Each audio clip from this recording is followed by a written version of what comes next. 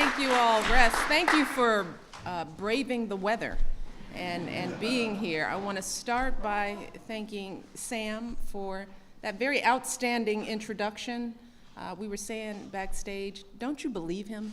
You know, good kid, great speaker, and thank you for your commitment and for being such a great role model. And also to Joanne for the terrific work that you're doing to help kids lead healthier lives. I know the work isn't easy, but it takes parents like you being engaged. So we are so proud of you and your entire family.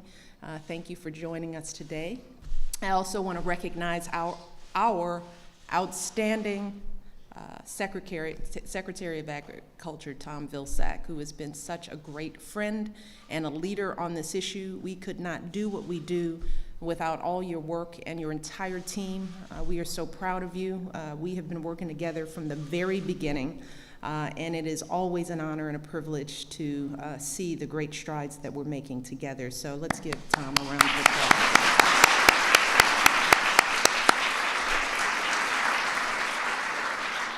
And of course, most of all, I want to thank all of you, the advocates, the educators, the leaders who've been with us from the very beginning of this journey. As you all remember, back when we first launched Let's Move, this whole healthy eating thing was still kind of a novelty. Back then, if a school grew a garden or installed a salad bar, if a fast food restaurant started selling a healthy item or a business offered employees incentives to exercise more, that was a big deal.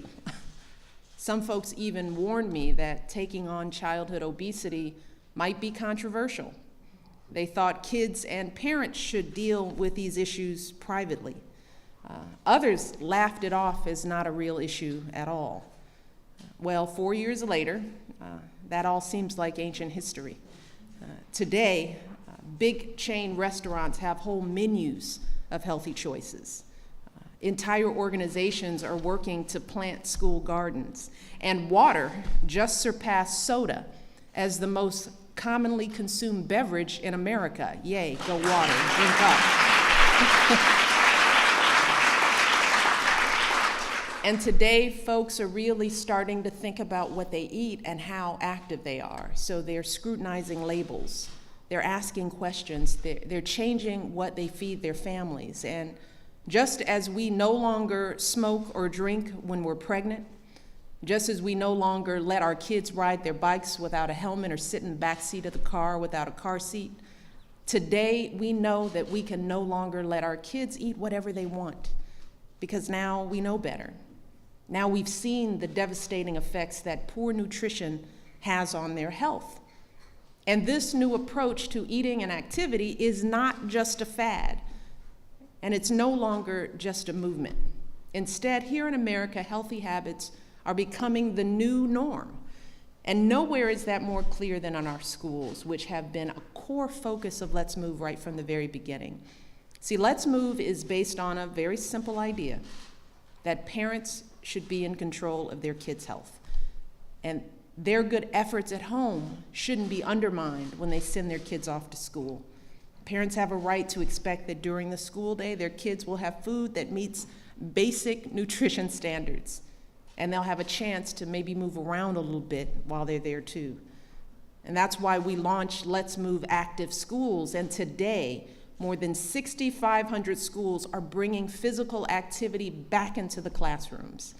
And because of the child nutrition bill we passed back in 2010, today nearly 90% of our schools, 90% of them, have already implemented new school lunch standards. And with the hard work of so many administrators and chefs, nutrition professionals, and others, these schools have literally transformed their menus.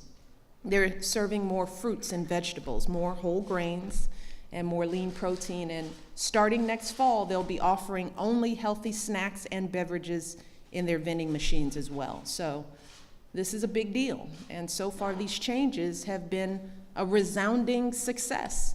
In fact, in a number of American school districts, places like Dallas, Orlando, Cincinnati, although they're not charging anymore for their lunches, They're actually making more money because more kids are participating in the school lunch programs. So we're making some real strides in our schools. And that's why I'm thrilled to continue this progress with two very important announcements we're making today. The first is that we're issuing new school wellness guidelines to help build healthier learning environments for our kids. And as part of this effort, we'll be eliminating advertisements for unhealthy food and beverages in our schools.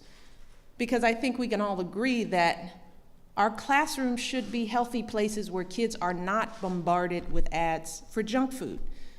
And these new marketing guidelines are actually part of a broader effort to inspire companies to rethink how they market food to kids in general.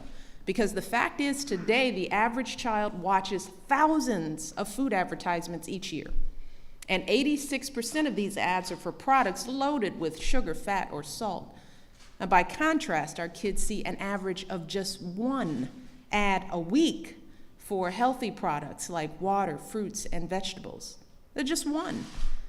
So that's why we convened the first ever White House Summit on Food Marketing to Children. Well, I urged businesses to stop marketing unhealthy foods to our kids and do more to get kids excited about healthy foods.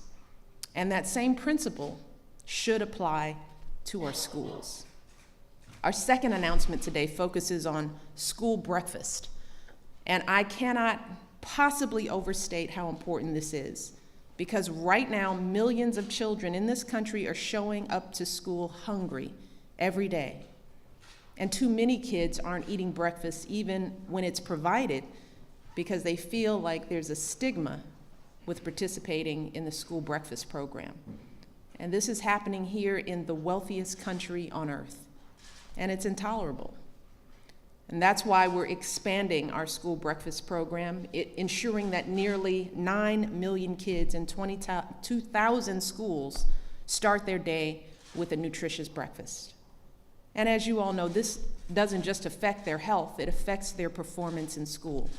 In fact, a recent study showed that kids who eat a healthy breakfast perform 17.5% better on math tests, and they have fewer disciplinary problems. So this is critical for our kids' future, and it's also critical for the future of our country, because healthy and well-educated kids are more likely to become healthy, well-educated adults who will build a productive workforce and a vibrant economy for generations to come. So with these two announcements today and the initiatives we've launched these past 4 years, we are well on our way to building healthier schools for all of our children. And I want us to just take a moment to really think about what this will mean for our kids in the years ahead. Children born today will be accustomed to eating healthy food during the school day. So for them, the norm will be fruits and vegetables and not chips and candy. And instead of sitting endlessly at their desks with no breaks, the norm will be kids up and moving throughout the day, in gym and recess and during breaks in between lessons. And to the extent these kids are seeing advertisements, those ads will be for healthy products. So hopefully at the grocery store, they'll be begging us for items from the produce aisle rather than the snack food aisle, because that's what they're seeing on TV. And if we keep coming together and working together, all of this will be the new norm for our kids here in this country. And for our youngest kids, this might be all they'll ever know. And these changes will shape their habits and taste for the rest of their lives, including what they buy and feed their own kids in the years to come. So if there is anyone out there who is thinking to themselves, well, in a few years, this lady will be gone, and this let's move thing will finally be over, so we can go back to business as usual. If you know anyone out there who might be thinking that way, you might want to remind them that I didn't create this issue, and I'm not the one who's truly driving it forward. All of you are. And that's really my message to all of you today. Keep on doing what you're doing, because with every healthy choice you make in the grocery store or at a restaurant, you're making a statement about the food you want for your kids. And while your kids might grumble at first when you serve them this food, you know that if you stand firm, they'll adjust. That's our job as parents, to hold steady through the whining. We do it all the time. No child wants to brush their teeth or go to the doctor for shots, but we make them do these things anyway because these are the norms for keeping our kids healthy. And healthy eating and physical activity are really no different. These are becoming the new norms for raising healthy kids. So we need to keep it up. We need to keep on coming up with new ideas to get kids excited about healthy habits, particularly in our schools. So many of you are leading the way. For example, at Marshall High School in Virginia, kids actually wrote and performed a rap song, and that's rap with a W. And the goal was to get their classmates excited about healthy eating, and here's one of the lyrics that I love. If I'm gonna help my brain come to fruition, I'm gonna have to feed it quality nutrition. We love the cookies, but they're not sufficient. We need veggies to make our bodies efficient. Roll my chicken in a wrap, don't jam it in a nugget. Get hyped for healthy snacks, fresh food, we love it. Pretty good. Holla.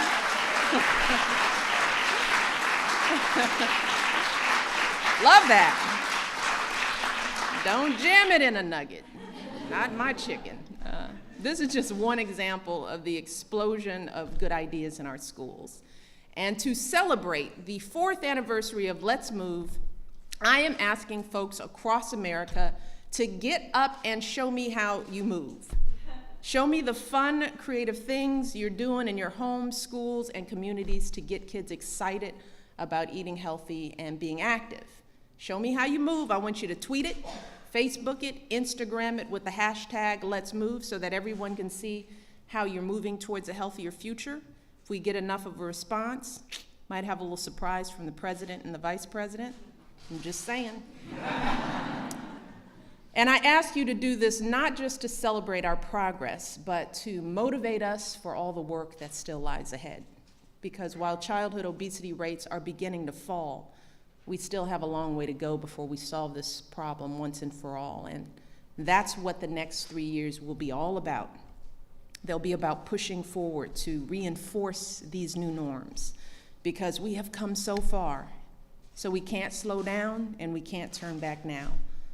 So we have to understand there's a lot at stake, not just for our kids' health and success, but for the success of our entire country. So we need to keep pushing and innovating and inspiring each other to do more for our next generation. And if we do that, I am confident that we can give our kids the happy, healthy futures they so richly deserve. So I look forward to working with all of you together. I'm excited to see how everybody's moving out there throughout the country, and I can't wait to see everything we achieve together in the years to come. So thank you all again for your dedication, and God bless you. Take care.